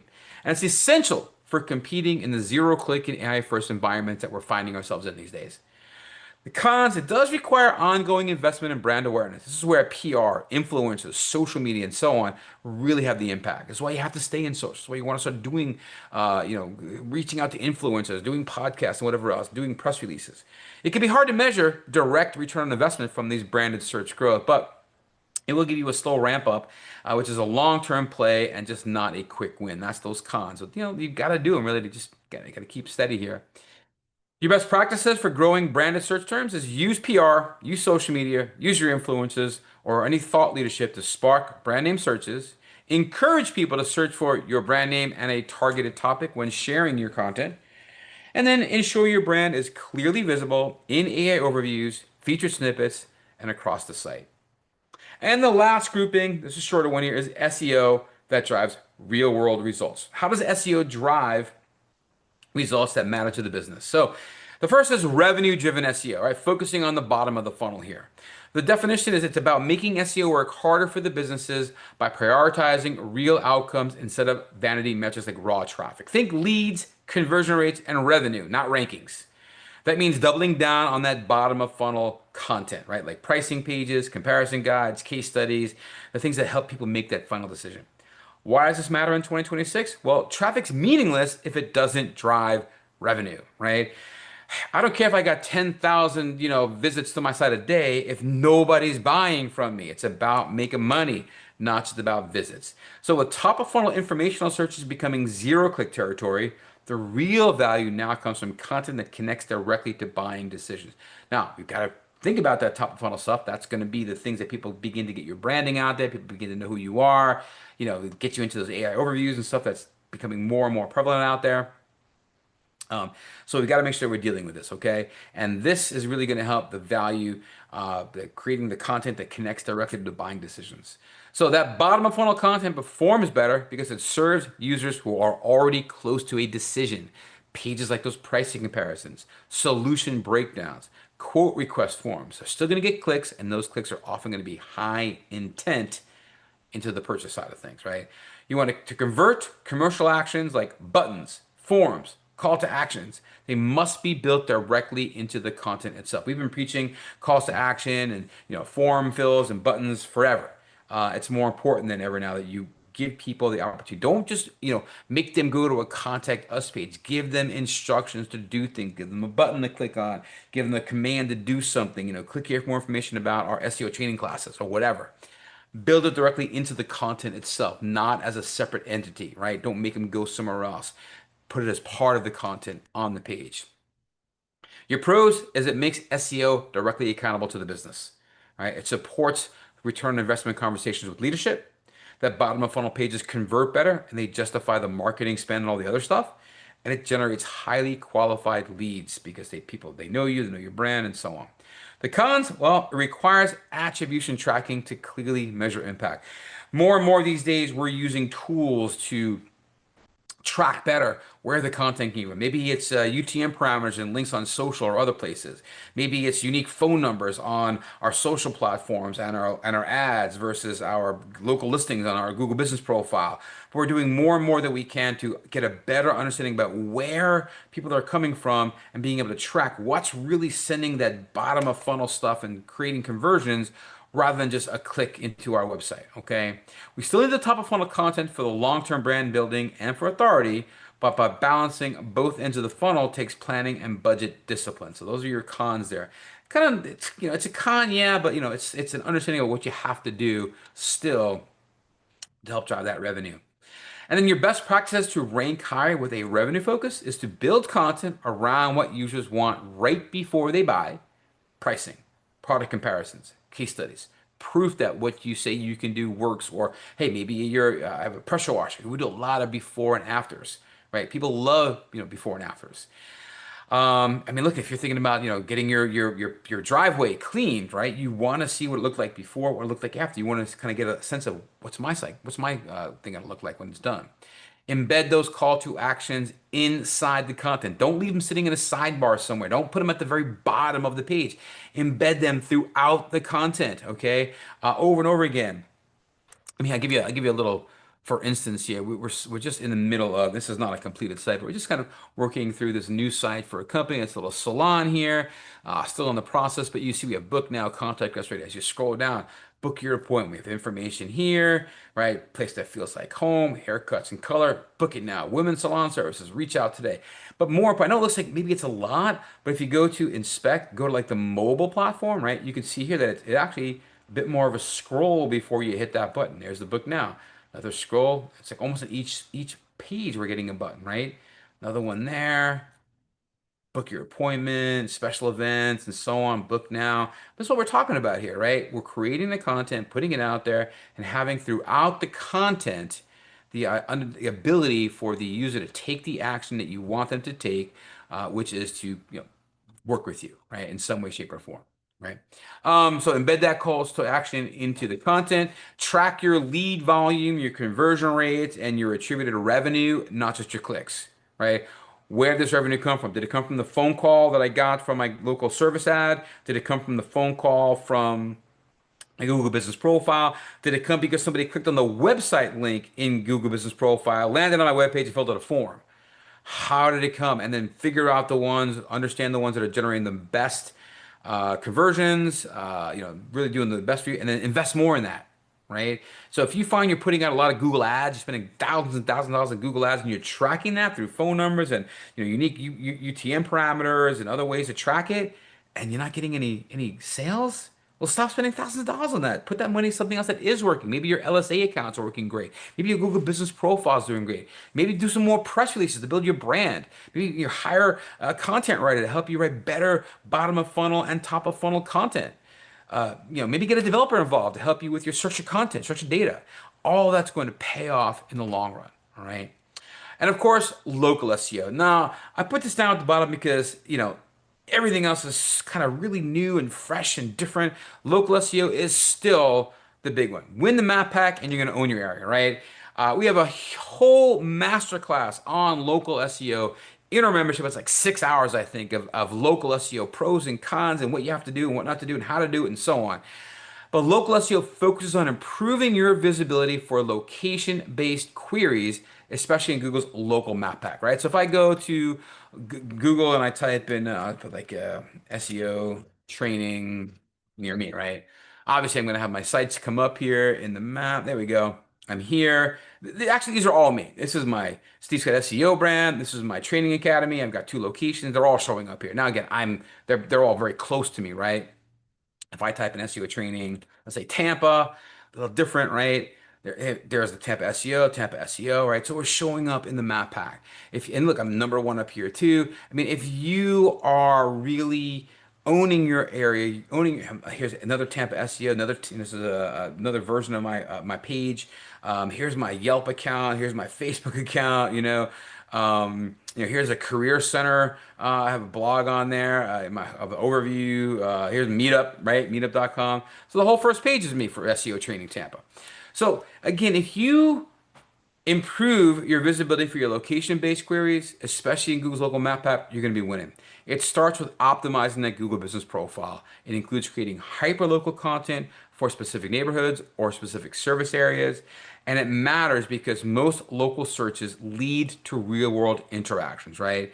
Strong signals can drive calls, visits, and bookings right from the page. Okay, local search is like, especially for our home service businesses, one of the most important conversion paths that we see over everything right now. Okay, but things are changing now. I was just in a webinar the other day, put on by Sterling Sky, and they were talking about how there's a new AI overview local coming up now, and it's totally different than what you get in the local search that we got on the desktop. Totally different. So figuring out what's going on there, how it's coming up, what's coming up, where it's showing, how to make it, how to make sure you show up there. Still working on that out. Really interesting that again they're changing things again, but local is super important. And so if you're a small local business, you service a particular area, you've got to be on top of your local SEO. Your GBP is one of the most important local ranking factors, period, end of story, no matter what. That is going to be your big one. And hyperlocal content helps you compete in smaller, more specific areas where intent is very high. So hyperlocal is like having lots of content for lots of different pages on the website of a website. I can give you like for example, we do one of our clients here. They do pressure washing and sealing, right? If we go over to you can see all the cities that do services in. If I go to, let's say, Apollo Beach, which is where they're kind of headquartered in, we get here, and here's a page about Apollo Beach pressure washing services in Florida, right? We list out the map. We have a little, video. The contents about pressure washing. We've even got, individual services in those pages. So if I go to like travertine sealing Apollo Beach, clicking on that, now I'm on a travertine sealing Apollo Beach, Florida page, and this is all about travertine sealing in Apollo Beach. And I've got the similar page for like Brandon. In fact, if I go up here, I'll just swap out Brandon with Apollo Beach, hit enter. I bet it's going to pop up with another page. Oh, this is Ellington. I must have, okay. Must have been forwarding. Anyway, so here's Ellington stuff, right? So there's lots of content here. And if I were to go, let's just try it here. If I type in travertine sealing Ellington, or travertine sealing in Ellington, Florida, right? Hit enter. Now they're not in Ellington, so they're not going to show up on the local listing. But look, they're number one right here, right? Premier Pro is right here for that. I don't know if they're showing up anywhere else here, but we can see that they're down here as well, right? So again, for other time is I've seen other times where they show up in AI overviews, travertine ceiling Ellington. Let's try like I'm just off the cuff winging it here. Travertine ceiling Brandon. Yeah, they're third on this one here. Okay, I'm not seeing an AA overview for that, but they sometimes show up here as well in some of the video area. Anyway, the idea is to hyperlocal search is content that's unique, that has value for each city, each service, or just the city or just the service, but it helps you compete in smaller, more specific areas where intent is high and especially where competition is high too. Google looks at engagement signals from your GBP, right? They look at reviews in particular. And there's a lot about this. It's not just getting reviews, it's about the frequency of reviews, right? And more importantly is the recency of reviews. A lot of times I see people like they hit 1,000 reviews and they stop asking, or they kind of were on a really good push. Maybe somebody was sort of in charge of the review process at a company and then they left, or somebody got replaced and now that's slowed down. Well, guess what? Somebody that's got more recent reviews typically will overshadow someone that's got rank wise someone that hasn't had a review in a while. So the frequency of reviews, the recency, how quickly you reply, even what the sentiment is the majority of it like really really good and glowing, or is some of it like, oh, these guys are really kind of shady and whatnot? That's gonna have an impact, right? Things like regular posts, photos, and Q&As are also some of these engagement signals we're talking about. And then specific high quality reviews carry more weight than general praise. And missing or weak local signals can really delay rankings and visibility in local search. The pros, well, local search drives more traffic from local searches and map packs, helps you win the local snippets and voice results, like voice search. It builds trust with customers who see accurate, active business listings that are great new hey, that review was 2 days ago, 4 days ago, 5 days ago. Makes a difference. Cons is that it requires constant upkeep. Okay, you can't just set and forget it. It's not rom peel. You have to respond to reviews. You have to add posts. You have to put out question and answers. You have to kind of continually do stuff. You add photos. Outdated listings or poor reviews can really hurt your local performance. And hyperlocal content creation takes time, but it pays off over the long term. Again, it's about long-term strategy, not short-term gains. Your best practice is to fully optimize that GBP. Again, my masterclass in GBP in our also membership is going to be your gold for you to really get this done, locked in. Include products, services, details, add fresh photos constantly and consistently, create regular posts and updates, generally at least once a week would be a good idea. Respond to reviews quickly, 48 to 72 hours max, really. Don't go any longer than that. And keep those Q&As updated as well. Although some of these are starting to fade out. The Q&As, we're starting to see them kind of go away. So they may wind up, disappearing at some point. But build those localized landing pages with unique photos, local FAQs, and service area details on each of those pages on your website. That's for your website. Last one is first party data and privacy first personalization, right? This is built on consent, trust, and real user insights, okay? You've all seen this. You go to a website and you gotta approve the cookies, right? Approve you're being tracked basically, right? And you can approve which ones you want and don't want. So this privacy first personalization is the strategy of delivering relevant, customized experiences that are using trusted, consent-based first party data, right? So you are giving the company consent to sort of track what you're doing on their website, right? It's gathered from site visits, from emails, other types of loyalty programs that you might have out there. And as these third-party cookies fade and privacy regulations tighten state to state, soon maybe the country, brands must rely on their own data that they're collecting to fuel any kind of personalization and measurement. Okay, that might be an email with someone's first name in it, measuring how often they come back. So why does that matter? Well, staying compliant with privacy laws, not even rules, privacy laws now, is now a key part of doing SEO and marketing the right way. When brands use first-party data, people actually agree to share. They get clear insights for things like personalization, targeting, tracking what's working.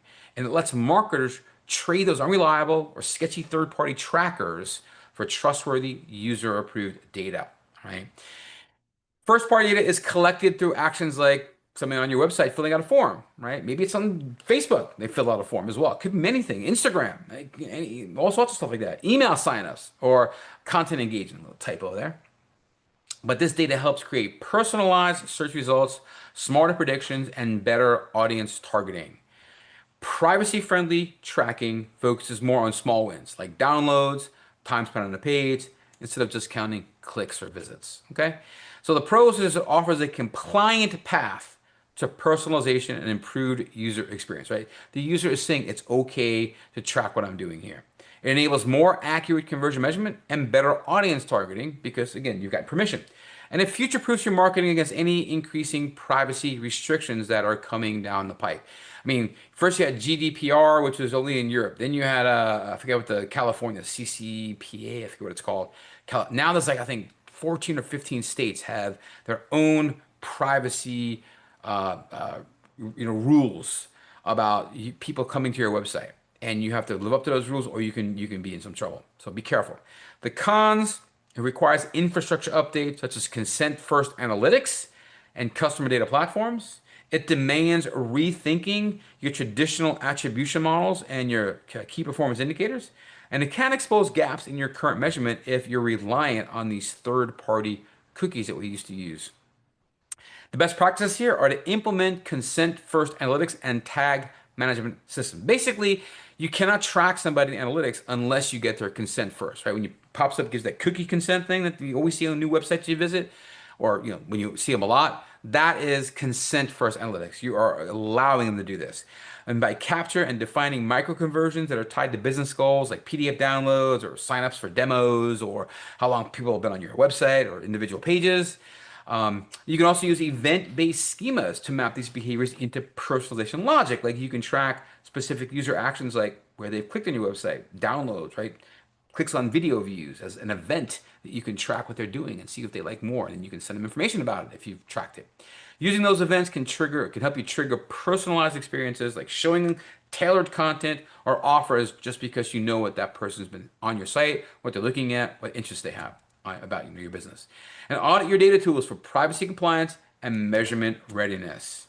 That's it. So a quick wrap up here. We talked about our 2026 SEO strategy roadmap. We went into the 18 factors that you need to be focusing in on in 2026. And I got to tell you, folks, this is a completely different set of things that we've got to be working on in 2026 and beyond that is completely different than everything that came before it, all right? There are definitely some basics in here that we've covered in the past, like EEAT, video SEO, local SEO, and so on. But the reasoning behind it, what we have to do for it, is more important. And the implementation and the AI information, AI world that we're beginning to really live in now is really changing things from generative engine optimization to zero-click search to the LLMs that are out there, the search everywhere optimization, all this stuff. And especially like we mentioned, the EEAT, that's really where it's going to come from. Now, I do have a bunch of additional resources where I gathered some of this information from. Everything from some YouTube videos to a couple of Reddit posts, Search Engine Land, Forbes, a bunch of other sites as well. I'm a big Search Engine Land guy. I like what they do there as well. There's a whole bunch of them out here. So a lot of different things. If you want to really dig under the hood, this is some of the places you can go to get that information. Just a few more things before I let you go. I know it's been a long one here, but just a reminder that, hey, I'd love you to give us a shot and check out our MVP access for our pro level price. So actually, for a little bit less than that, a little bit more, $97 per month actually for MVP lifetime. Includes all future masterclasses, gives you access to all of our masterclasses like the secrets of on-site optimization, the secrets of link building, the ultimate Google business profile blueprint, our search console playbook, and our advanced technical SEO mastery. All of this comes into play in almost all of the different topics that we covered today. If you want to get your information on that, you can get them individually from $97 up to $297 for the advanced technical, but it's just got a lot more detail, a lot more content. I think it's like 11 or 12 hours of content in that one. It's a lot of stuff. Covers all the things that you might find wrong with your site, how to fix it, what to do about them, and why it comes up. But this is really what's going to help you guys kind of nail this down and get it going. Guys, if you found this helpful, maybe you can help me out with a review. That's always the best way to say thank you to really anybody. And you can leave them at either Steve Scott at either our Google account, or you can go to our Facebook account. Facebook.stevescottSEO.com or Google.stevescottSEO.com. I'd also love you to give me a ring if you have any specific questions that you'd like my help with, or you just want some more clarification on something, or you're curious about a problem that you're having. Free 15-minute consult. Reach out 15min.stevescottSEO.com, or you can reach me directly at 888-736-7838, which is just 888 SEO Steve, or email me at steve@stevescottSEO.com. Of course, join my newsletter, right? Give you information about new announcements, new tips, new deals. Going to be starting doing some live training again soon. Any new classes that we've got coming up, new meetups that are coming up. Go to newsletter.stevescottseo.com and get on our newsletter list. And of course, check out our rest of our events that are coming up by going to calendar.stevescottseo.com. Constantly adding some new stuff. We'll be having live stuff on here, our audits, next classes that are coming up. We're getting out ahead of that. Probably the next couple of weeks, we're going to be adding more to the content. But go to calendar.stevescottseo.com. And then finally, I would love it if you'd go visit our YouTube channel. Some of you may be watching on YouTube as well. That's great. Just go out to youtube.com at Steve Scott SEO. Check out our videos. We've got a couple hundred videos up there, almost 300 videos up there. We're going to leave this full live video up for a little while, and we're going to go ahead and mix it up after that. And that's it. Are there any questions? I don't know if I see any questions in the chat. Nothing really. All right, everybody. Well, thank you for joining us for Where to Focus Your SEO Efforts in 2026. I really hope that it helped you guys figure out how SEO is changing, what it's going to take for you to move forward. And please reach out to me if you have any questions about this or you'd like some help with your SEO moving into the new year. Have a great holiday season. Merry Christmas, Happy Hanukkah, Happy Kwanzaa, Merry Kwanzaa, whatever you say. Happy New Year. And I look forward to seeing you guys all in 2026. Thanks for coming out, and I'll see you soon. Bye for now.